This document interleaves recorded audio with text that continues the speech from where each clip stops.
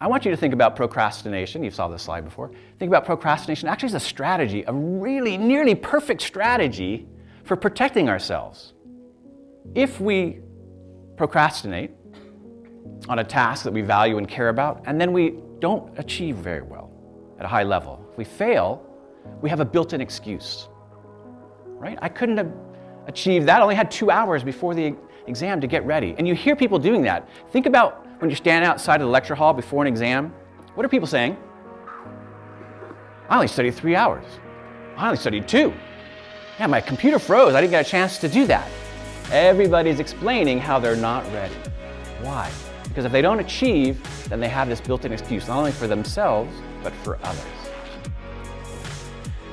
But it's a brilliant strategy because if you succeed, you get that A on that physics test, then you can conclude, I'm really smart. Smarter than I thought I was. I thought I needed 3 hours, I only needed 2. So procrastination as an avoidance strategy is nearly perfect in its outcome in protecting our self-worth, even as we jeopardize our performance. We increase the chance that we're going to need that excuse, right? But we have it ready. So what our preparations and these tests are testing is not so much our knowledge and our skill, but really our brinksmanship, our ability to pull off stuff at the last minute. If that's not the definition of a Princeton student, I don't know what is. How do we overcome procrastination? What a lot of us do is we try to talk ourselves into getting started by saying, if I don't do this, I'm not going to get into med school. Oh, this is going to harm my GPA, my transcript. We're actually increasing fear. And there's not a surprise that it doesn't really work very well. There's actually some counterintuitive other kinds of strategies that we're going to recommend.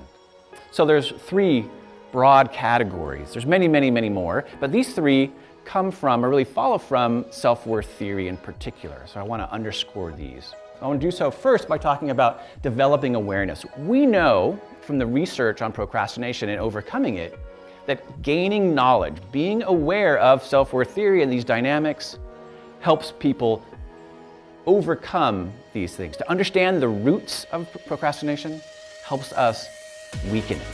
We know where it comes from. I can be aware of and see these dynamics happening in front of me.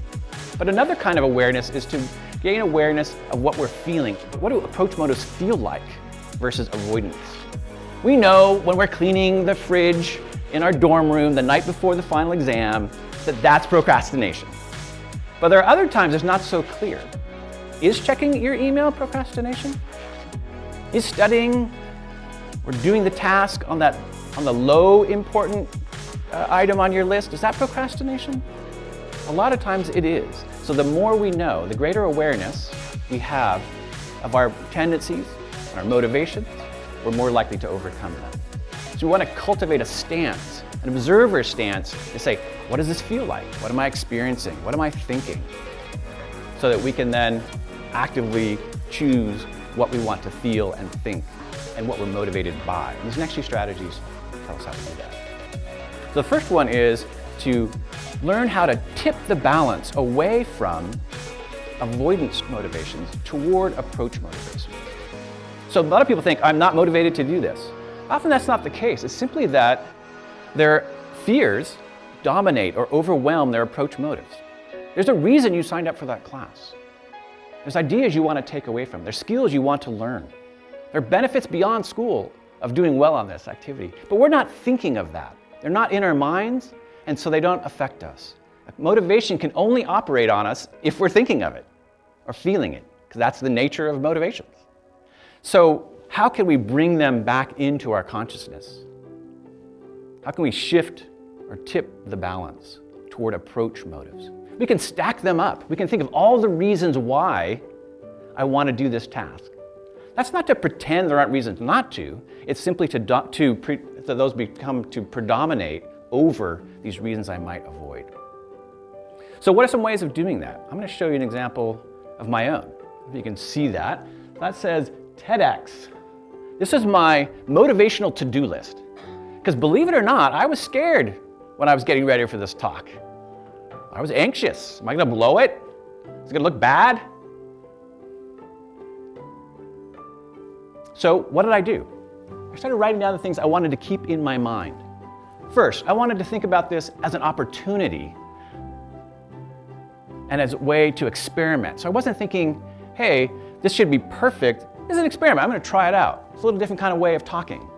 Lowers the expectations and it lowers the stakes. Another thought was, you know what? Maybe I can see this as not about me, but as a service to the Princeton community. I'm helping people. For me, my motivational profile, that motivates me. Takes the pressure off me. I want to be helpful.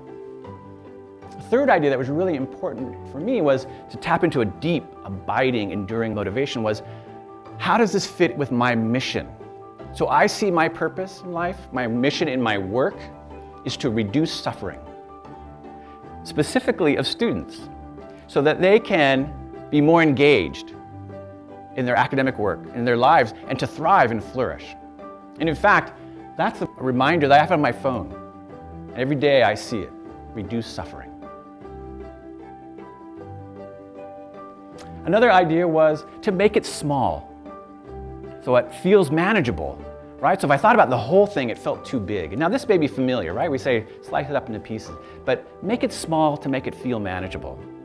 And so I started to do that. And one way I did that was, instead of writing out the whole script, maybe I can make a very simple outline, and that gives me a sense of the whole. So those are some techniques that help me overcome, not entirely, I'm still pretty nervous right now, but to get moving, to get started, to make progress, and to enjoy it so much more.